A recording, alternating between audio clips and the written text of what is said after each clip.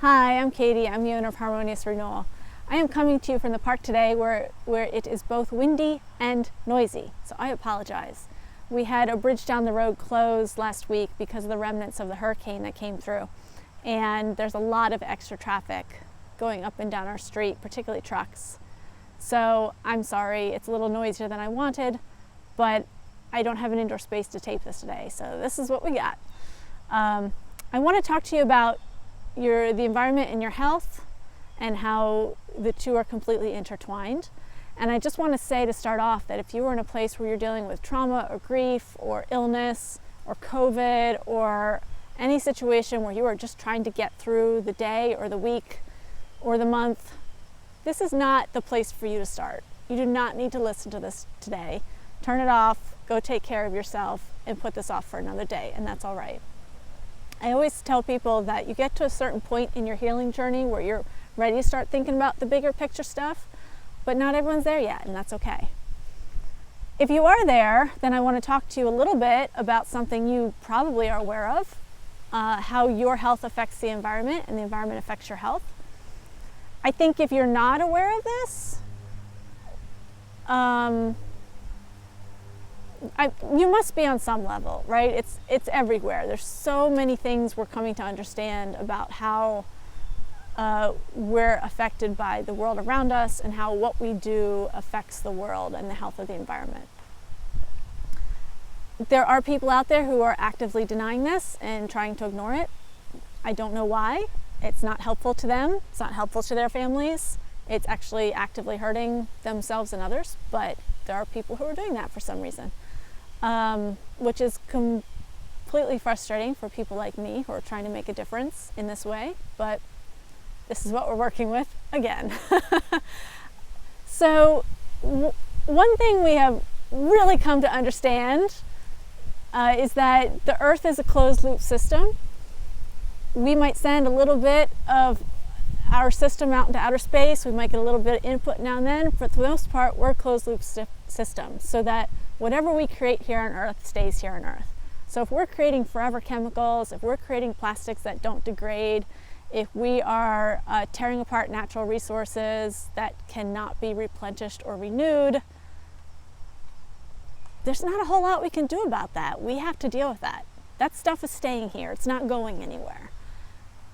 There's this historical colonial mindset that seemed to think that you could mess up a place and destroy things and then just move on to someplace else that was empty and available and clean and pure, and there would just always be that next beautiful place. Or maybe you stay in your place but you send your mess somewhere else.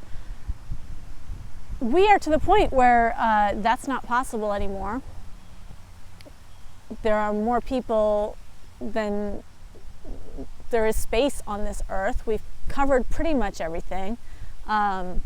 Places that seem untouched really aren't, and that makes them even more important to protect.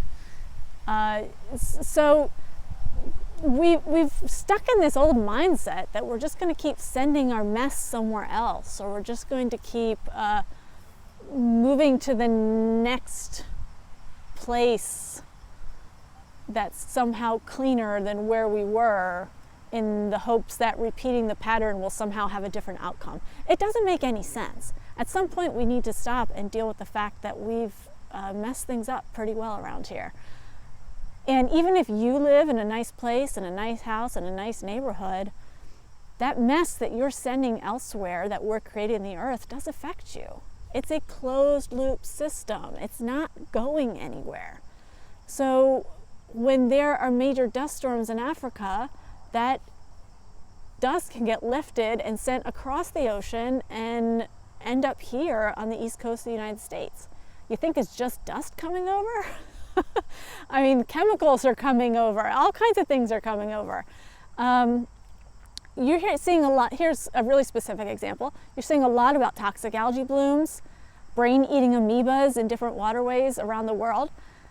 This is happening for a lot of reasons, but one of the major reasons being agrochemicals, particularly fertilizers, also pesticides, herbicides, They're being used all over the world. They're getting washed down streams and rivers along with soil, because the soil isn't being taken care of either. And they're ending up in estuaries and lakes and rivers and coastal lands, and they're causing these toxic algae blooms that are sometimes killing people, making people very, very sick, destroying marine wildlife, destroying people's the base of their economic activities. This is hurting people, and you say, oh, it's over there. Well, that's the concept of a closed loop system. It might be happening over there, but it affects you. Maybe the price of shrimp rises. I don't know, maybe someone you know gets sick. Maybe you're on vacation and suddenly you're in one of these areas where there's a toxic algae bloom and you can't do what you wanted to do. Somehow or another, that's going to come back to hurt you. Plastics is a great example. Humans created these plastics that don't degrade. At the beginning, that seemed super awesome, except then we started creating more plastics for everything, and we use it one time and throw it away. Well, these plastics don't degrade, they do break down. They break down into smaller and smaller microplastics or nanoplastics. These nanoplastics are being found in human tissue, they're being found in marine life, even in the deepest parts of the ocean. They're being found in ecosystems all across the world. And they don't know what they're doing to people and animals.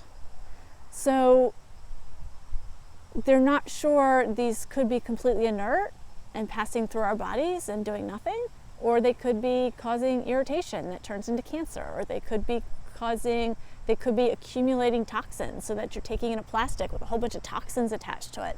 Maybe some of these forever chemicals that are persistent in our environment and don't break down. So we don't really know.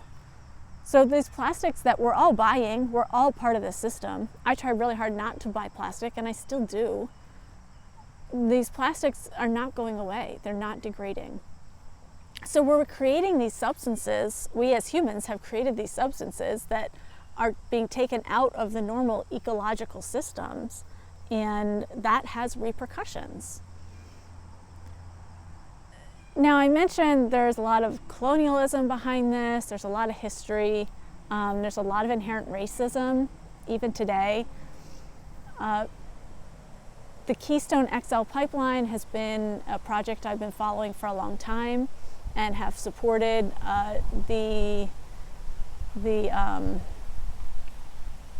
can't think of the word, the petitions against it, the protests against it. I've been really interested in this because, and people I know and are related to have this argument. They say, well, the pipelines are very safe. There are very few problems with them. And if there are, nobody lives there. Well, the Keystone XL pipeline is going across land, tribal land, in which people live, in which people work, in which they hunt, in which they grow food, in which they spend their whole lives. And this is where the inherent racism comes in, because we say nobody lives there. Well, what you're actually saying is nobody who is important to you lives there. Nobody who you care about, nobody who you feel like you have any responsibility for. And that is not a good thing. There's so many deep issues there. I probably shouldn't go into that in this video, but that's our idea. We deal with plastic by sending it to Asia. Well, somebody's dealing with that. It's in someone's backyard. We don't want that quarry or that factory built in our neighborhood. I wouldn't want it either.